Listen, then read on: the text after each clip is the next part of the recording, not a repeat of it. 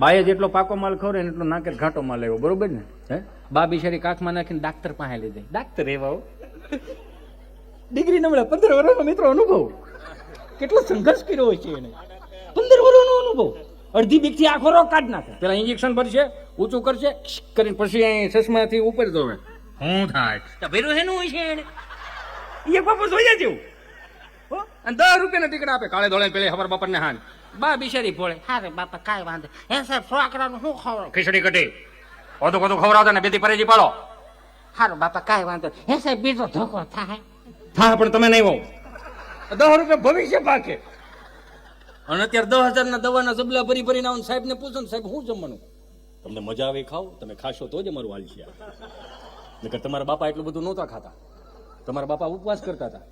એક જોયા જેવું, જો પેલા ખાવા નહોતું મળતું તો માણા મરી જતા. આજથી 35, 40, 50, 60 વર્ષ પહેલા ખાવા નહોતું મળતું તો માણા મરી જતા. અત્યારે ખાઈ ખાઈને મરી જવાના છે આવડા. એ તો ત્રીજે માળે રહે ને દોડું નીચે નાખશે.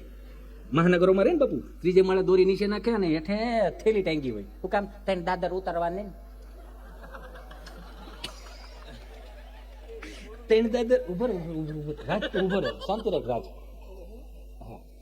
એટલે એમાં બકાલા વાળું બકાલું નાખી જાય, દૂધ વાળું દૂધ નાખી જાય, બકાલું આવે એટલે દોરી ખેંચી લે, દોરી શીશી લે, પછી એને સુંદર મજાની ભાજી બનાવે. મારી માગડી શું તમે આમાં પૈસા ઉડાડો? ના ના, પણ મને એ વાતનો તો ગૌરવ છે કે મારી વાતને કોક તો વધાવે છે. એ તો નવી પેઢીને એમ લાગતું છે આને ક્યાં બોલાવ્યો, આને ન બોલાવાય. પણ તમે વડીલો છો એ તમને જ ખબર હશે ને.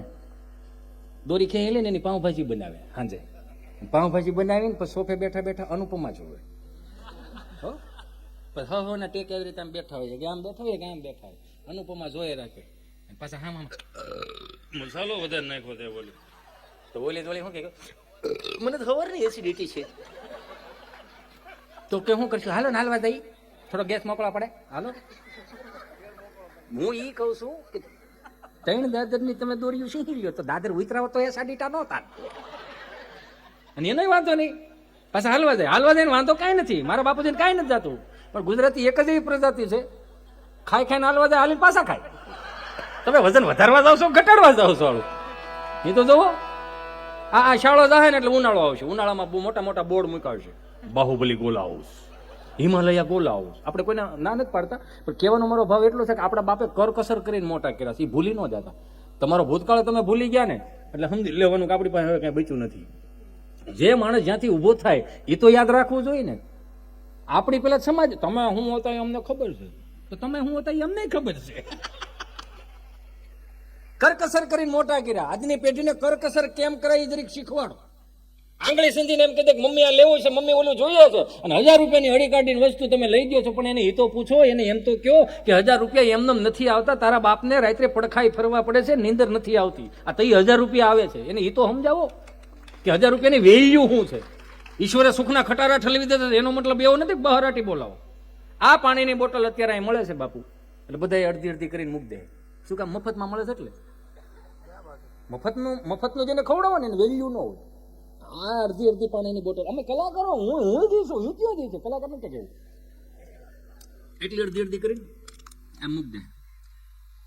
હવે આની આ જ પાણીની બોટલ તમે એરપોર્ટ લેવા દો ને 100 રૂપિયા લે. 100 રૂપિયા લે ખાલી એ માણસ બહાર જઈને ભરવા થાય.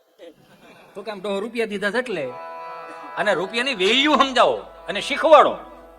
કરકસર કરીને મોટા કર્યા છે. અને આજની પેઢીને કરકસરની ખબર નથી. મને માફ કરજો મારા વડીલો કે આપણા બાપે જે આપણને શીખવું ને ગૂગલ નહીં શીખવી શકે.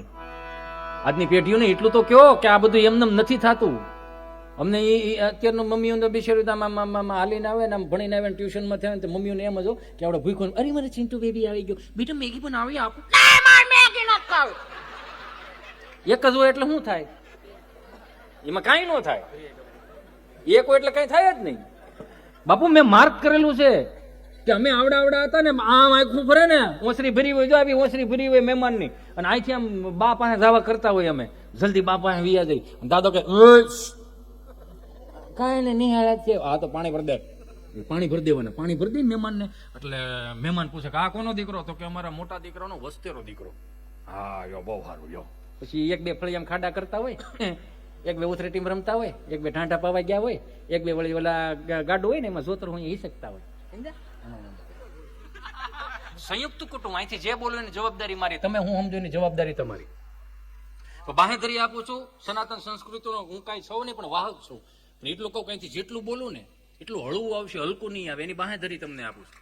શબ્દ શબ્દ વિચારીને કહીએ, શબ્દને હાથ. હવે તો એક જ સ્ટેજ બાકી રહ્યું છે ને, હવે તમે આખું ફેમિલી આવી શકો, તમે હગાવાલા આવી શકો, હવે એક જ રહ્યું છે અહીંયા, હવે પૂરું થઈ ગયું. આમાં તે નગર જે હાંચવી રાખ્યું છે એને હજી કહું, હાથ જોડીને પ્રાર્થના કરું કે તમે હાંચવી રાખશો ને તો કાલ સવારે તમારે 25 વર્ષ પછી તમારા નામને ડંકા વાગશે ખરા. એ પાણીના કળશા ભરી દે, પછી બા સા બનાવી દે. તે કીટલીયું નહોતી, જેમ જેમ નવી વવારો આવતી ગઈ ને એમ ઘરમાં ટેકનોલોજી આ વધતી ગઈ. કળશો હોય એમાં એક સીપીઓ આવે, સીપીઓ જડે ઠીક છે, નકર આવી રીતે આમ લઈને જવાનું, આમ કરીને રકાબી દેવાની. 9 હબડકાની સા આવે, ઊંડી રકાબી, ઊંડી રકાબી 9 હબડકા આવે. ધુવાડો આમ આમ કે પછી વલ્લભ દાદા કે દે ઉકા દાદા દે ઉકા દાદા બાસ બાસ બધાય સુવાન બધાય બાસ હલા બેટે સાહેબ ભાઈ ના ના દાદા કેટલા દીચા નથી આવ્યા. ઈ બેન ઈ બે તર્ક કરતા પછી આપણે કેવું પડે, હરખું કે ને ડોહો ઊભી વરાળ અમને લાગે કળશાની વરાળ આવે. ઈ જેને કળશાની વરાળ ઓડી ને એને સમાજની વરાળ ન ઓડી હતી. એટલું પ્રેક્ટિકલી સમજાવ્યું આપણને. આ કીટલી તો હવે આવી, જે સહન કરતા નથી આવડતું નટે કીટલી આવી.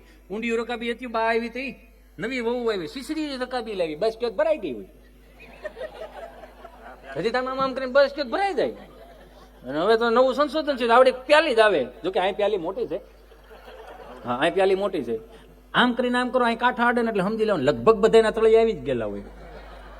5 વર્ષ જાય ને બાપુ ઉપાધિ જ મીડી થવા કે કોકની ઘરે સા પીવા. કેટલા સમયથી તમે લોકો આવ્યા નથી ફેમિલી સાથે, આવું થોડું ચાલે. હવે આવ્યા છો તો તમે ટી પીને જ જાઓ, એટલે આપણને આવી રીતે ટી પાહે.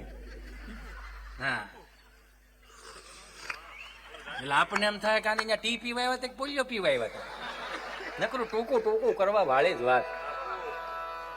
છોકરો માયલું જાય રમીને, બેટા ચિંટુ મેગી મેગી નથી કર, બેટા પાસ્તા ના મારે પાસ્તા નહીં કહો, બેટા ફ્રેન્કી ફ્રેન્કી નો વેજીટેબલ આવે, બેટા મોમોસ બને આપો. મોમોસ એટલે મારો રામ ભલું કરે, તરફાળના શારી ખૂણા ભેગા કરીને ગાહાડી વાળો ની મોમોસ. એને મડો તેમ લાગે કે ઓહો પોચું પોચું.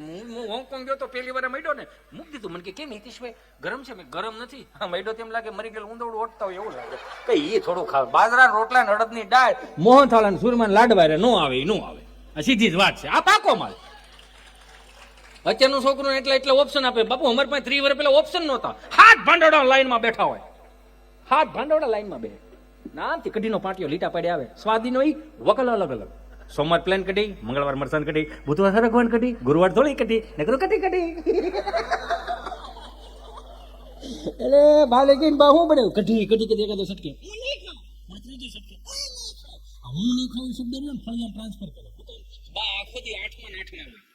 હાજે તો પછી પોરો હોય ને, હું નહીં ખાવું શબ્દ રહ્યો ને ફળિયા ટ્રાન્સફર કરે. હું કામ રીધી સીધી ખાઈ ખાઈ બીડી ઠરતા હોય. આને કઈ કેવું છે? એકની વાહે 2 બગડા લઈ જાવ ને એકાદા ને.